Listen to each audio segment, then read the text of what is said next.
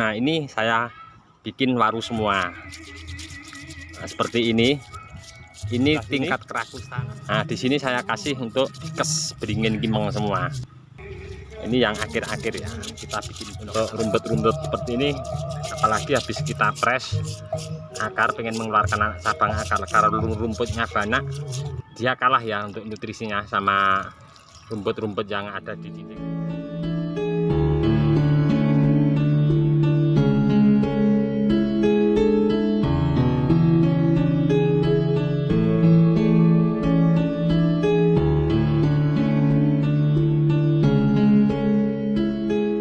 Teman bonsai, assalamualaikum warahmatullahi wabarakatuh.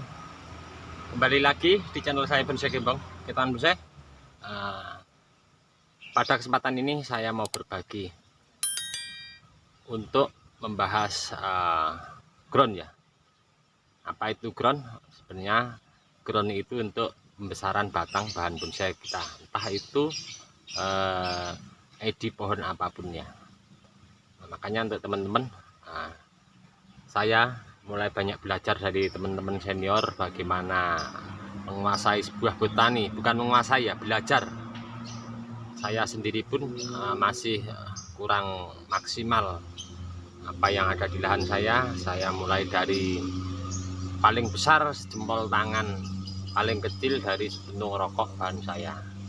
Banyak sekali saya belajar, mulai dari perawatan, cara pemupukan, cara membuat ground, metodenya seperti apa.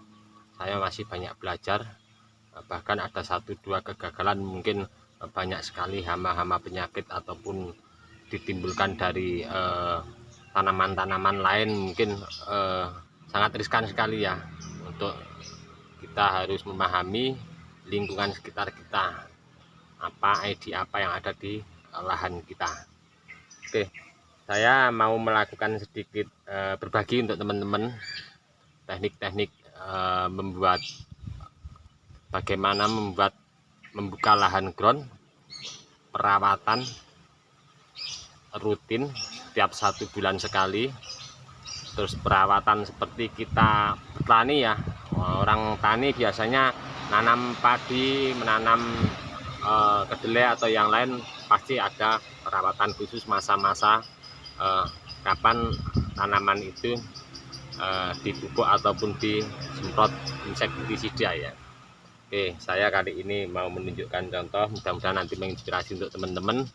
Perawatan ringan ya untuk kali ini, dan nanti sedikit saya akan jelaskan untuk teman-teman untuk pembuatan membuka lahan ground, bagaimana metodenya. Nanti di akhir video ini ada layar akhirnya, ada nanti saya tunjukkan. Kemudian perawatan rutin setiap bulan, dan yang lain untuk khususnya perawatan nanti ada di akhir video ini ya.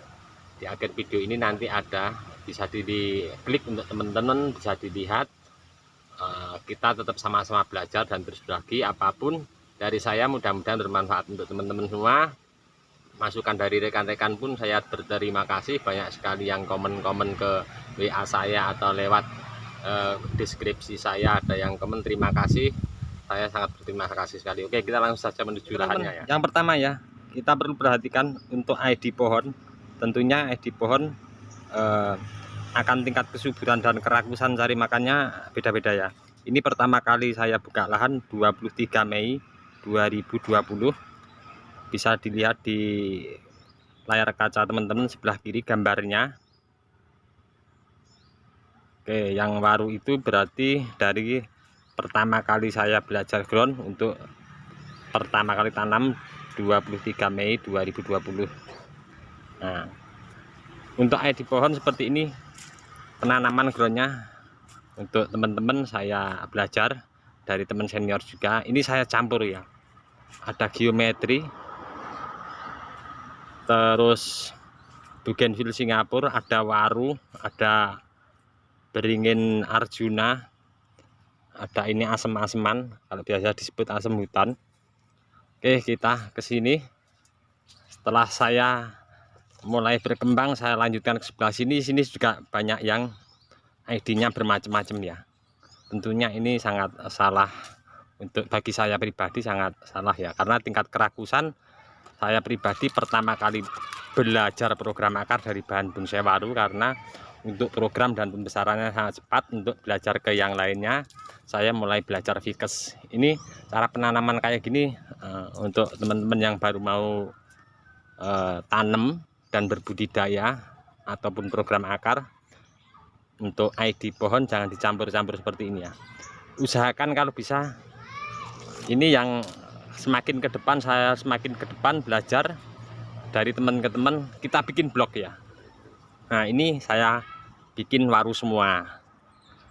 Nah, seperti ini tingkat kerakusannya sama ya, untuk tingkat pembesarannya, terus karakter jenis pohonnya sama. Jadi seperti ini ulmus mikro ya, tentunya tingkat untuk pembesarannya agak lumayan lambat. Jadi kalau bisa usahakan bikin blok ya untuk penanamannya. Seperti di sebelah sini. Nah, di sini saya kasih untuk Vikes beringin kimeng semua. Ini yang akhir-akhir ya, kita bikin blok. Karena saya bisa bicara seperti ini, saya pernah mengalami yang di lahan ground sana. Saya pernah bongkar bahan bonsai untuk beringin Vikes, itu akar waru banyak sekali yang masuk ke dalam dinding ground ini. Kenapa? Karena tingkat kerakusan sebuah edi tanaman itu berbeda-beda ya. Jadi dia akan terganggu untuk tingkat kesuburannya, kalah sama waru. Tingkat nutrisi dalam tanah dinding ground ini, asupan nutrisinya diambil sama bahan bonsai waru yang di sebelahnya. Nah, biarpun jauh di sana ya, itu waru harigata, sampai segini ada jarak 3 meter itu waru masuk ke sini, masuk ke dalam dinding ground sini. Jadi usahakan untuk penanaman bahan bonsai ID, kalau bisa kita bikin blok-blok minimal. Kalau satu lahan kita kasih spasi 3 atau 3 meter atau 2,5 meter. Seandainya teman-teman tidak punya lahan, tentunya kita menyesuaikan ya, bisa pakai planter bag dengan ukuran bahan bonsai kita medium atau small atau mame, menyesuaikan lahan kita ya. Nah, ini yang blok waru, yang sini saya blok kimeng. Nanti mungkin insya Allah kalau waktunya mendukung, kapan-kapan sini mau saya rombak untuk jadikan satu blok, entah itu edi sancang atau apa. Yang jelas untuk sementara saya pribadi dari awal pertama tanam belajar dari mempelajari ID karakter waru, kemudian saya lari ke bahan bonsai beringin kimeng. Nah, untuk perawatan lanjutan atau membuat dinding ground ataupun perawatan lainnya, atau pembuka lahan ground, pemupukannya kapan, tahap pemupukannya pas baru naik ground untuk bahan bonsai kita, entah ID apapun, saya sudah berbagi untuk teman-teman ya. Untuk teknik-tekniknya saya juga belajar dari teman-teman senior juga, dan saya langsung berbagi untuk teman-teman apa yang saya bisa. Nah, dan ini udah mulai ya untuk tumbuh-tumbuh rumput. Hati-hati teman-teman untuk rumput, kalau terlalu banyak rumput, tebel banget. Rumput sebenarnya tidak mengganggu akar, sedikit mengganggu tapi tidak terlalu ya, karena untuk batang yang sudah besar sekian itu tentunya akarnya sudah 100% turun ke tanah. Jadi untuk tanaman rumput tidak begitu mempengaruhi, tapi untuk hama sangat mempengaruhi banget. Karena kalau rumputnya terlalu tebal, terlalu rapat banget, bisa dipakai untuk hinggap ya, dia untuk berteduh pas musim panas kayak gini, dia buat ngumpet di bawah. Nanti kalau pas malam dia baru naik menyerang daun-daun yang ada di tanaman kita. Seperti kutu putih itu sebenarnya dari dia kalau pas panas gini dia larinya ke bawah rumput, dia ngumpet seperti uret itu, ngumpet di bawah rumput ya. Jadi hati-hati, kalaupun banyak rumput, seseringkali lakukan penyemprotan insektisida. Untuk pengaplikasiannya saya pakai Starban, terus saya agak banyaknya pakai Sunlight buat perekat di daun. Kalau untuk perawatan batang, nah hati-hati teman-teman.